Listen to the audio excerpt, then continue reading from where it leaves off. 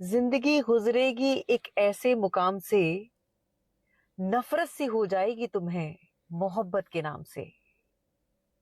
अगर आपकी उम्र 20 से 35 वर्ष के बीच में है और आप अपना फोकस पढ़ाई और करियर के बजाय दीवानगी में लगाए हुए हैं, आपको किसी के प्रति इतना मोह लगाव हो गया है कि आप सिर्फ उसके पीछे भाग रहे हैं, तो इन बातों को ध्यान रखें। अगर आपने इन 4 बातों को ध्यान से नहीं समझा, तो ये लिख के ले लें कि आने वाला समय आपको खून के आंसू रुलाएगा और अपनी बर्बादी के कारण आप स्वयं होंगे। अभी पिछला जो वीडियो मैंने बनाया है उस पर एक स्टूडेंट है, उन्होंने कमेंट किया कि मैम, एक लड़की के प्रति मेरा अट्रैक्शन बढ़ता जा रहा है और मैं मेरा उसके प्रति इतना झुकाव है कि मुझे उसे खोने से डर है और इस वजह से मेरा पढ़ाई में मन नहीं लग रहा है, मेरा मार्गदर्शन करें। तो मुझे लगा कि मुझे इस पर वीडियो बनाना चाहिए और हो सकता है इस वीडियो को देखने कोई भी वीडियो देखने के बाद वो नहीं सुधरेगा। लिख के ले लो।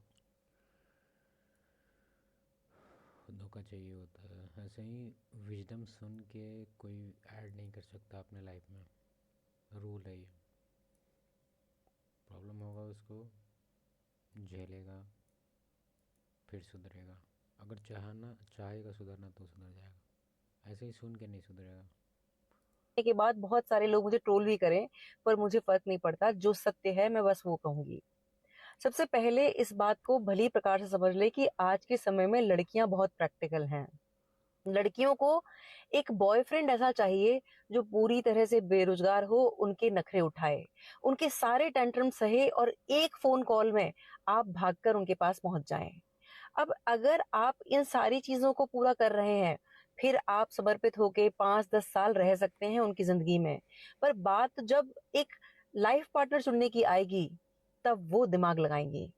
उस समय उन्हें ऐसा पार्टनर चाहिए जो वेल सेटल्ड है। मतलब प्रेमी चाहिए बेरोजगार, और जो लाइफ पार्टनर है वो चाहिए सेटल्ड। 1000% एग्री। तब फिर आप उस क्राइटेरिया में कहीं फिट नहीं बैठेंगे, इसीलिए आपको आउट कर दिया जाएगा। दूसरा, आप इस बात को भली प्रकार से समझ लें कि आज से 15-20 साल पहले जब बहुत अच्छी अपॉर्चुनिटीज नहीं थी, लड़कियों को पढ़ाई का मौका नहीं दिया जा रहा था, तब जब लड़कियां 19-20 साल की होती थी, तो माता पिता ये जिम्मेदारी रिश्तेदारों को देते थे कि बिटिया बड़ी हो रही है, अब उसके लिए कोई भला रिश्ता ढूंढो। लेकिन अब यही जिम्मेदारी लड़कियों ने खुद उठा ली है। अब लड़कियां जब बाहर निकलती हैं तो ऑफलाइन ऑनलाइन उनके पास बहुत सारे ऑप्शंस होते हैं और वो सबको चेक करती हैं। और लड़कियां उस ऑप्शन को चेक करती डेली रिज्यूमे आता है और इंटरव्यू लेती है। इंटरव्यू नहीं लेती है लेकिन रिज्यूम ज़रूर कंसिडर करती है। हैं। जो लड़का अपने माता पिता से दूर, अगर वो आउट ऑफ इंडिया है तो बहुत बढ़िया है, नहीं तो कहीं मेट्रो सिटी में है जहां साल में भी होली दिवाली भी उन्हें ससुराल ना जाना पड़े, जहां वो शॉर्ट्स पहन के रह रही हैं और एक कॉल पे स्विगी जोमेटो से खाना आ रहा है और ऑनलाइन, जहां उन्हें कोई रिस्पॉन्सिबिलिटी ना लेनी पड़े, उनके सारे सपने पूरे हों, वो ऐसे पार्टनर को चुनती हैं। ऐसे में उनका एक फेवरेट डायलॉग है कि बाबू पापा नहीं मानेंगे या पापा नहीं मान रहे हैं, इसलिए मजबूरी में मुझे उनकी ही पसंद से एक लड़के से शादी करनी पड़ रही है, जबकि वो उसकी खुद की पसंद का है।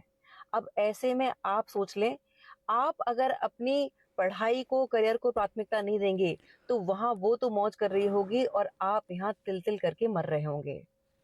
तीसरा, इस बात को भली प्रकार से समझ ले कि किसी लड़की के प्रति अगर आपका एक मोह है, एक जुड़ाव है, तो उसको मोटिवेशन की तरह लें। मिलने में, बात करने में कहीं कोई बुराई नहीं है, लेकिन आपका उस लड़की के प्रति जो आकर्षण है, जो मोह है, वो आपको मोटिवेशन देना चाहिए। अगर वो आपको इतना डिस्ट्रैक्ट कर रहा है कि अपने लक्ष्य से आपको भटका रहा है, तो फिर आप ये समझ लें कि आपका भय बिल्कुल सत्य होगा। लड़की भी जाएगी और करियर पूरी तरह से चौपट हो जाएगा। फर्स्ट टाइम देख रहे हैं कि कोई फीमेल अच्छा एडवाइस दे रही है। इस बात को समझ ले कि अगर उस लड़की को आपने मोटिवेशन बनाया और एक बार को अगर वो लड़की आपकी जिंदगी में नहीं आई, फिर भी आपके पास बहुत अच्छे ऑप्शंस होंगे। एक लड़की जाएगी, ऐसी हजारों लड़कियों की, बहुत अच्छी लड़कियों के लिए आपके पास ऑप्शंस होंगे। तो उस बात को भी आपको प्रैक्टिकली समझना होगा। अब जो चौथी इंपॉर्टेंट बात है, उसे अच्छे से समझ लें। अगर आप इतने ब्लेस्ड हैं कि आपको आउटर ब्यूटी और जो आपका फिजिकल फिटनेस है वो बहुत अट्रैक्टिव है।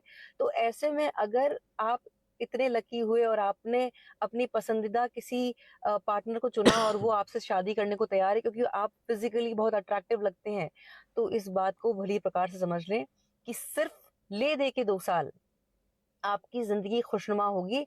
उसके बाद आपको इतना प्रेशर दिया जाएगा क्योंकि आपके ही ऊपर उस लड़की के सपने पूरे करने की जिम्मेदारी होगी।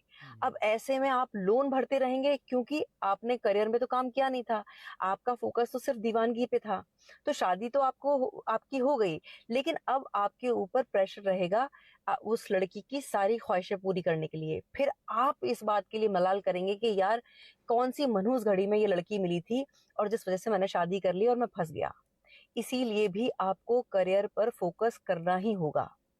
और इसी पॉइंट में जो चौथी बात है वो ये है कि लड़कियां इतनी स्मार्ट हैं कि उन्हें पार्टनर तो चाहिए वेल सेटल्ड, तो वो अपने मन मुताबिक उस पार्टनर को चुन लेंगी, लेकिन वो भली प्रकार से जानती हैं कि क्योंकि वो लड़का वेल सेटल्ड है तो वो उनके नखरे नहीं उठाएगा। तो वो आपको ऐसे में, क्योंकि वो आपको परख चुकी हैं, आपने 5-10 साल समर्पित होकर लॉयल्टी के साथ चलिए, ठीक है।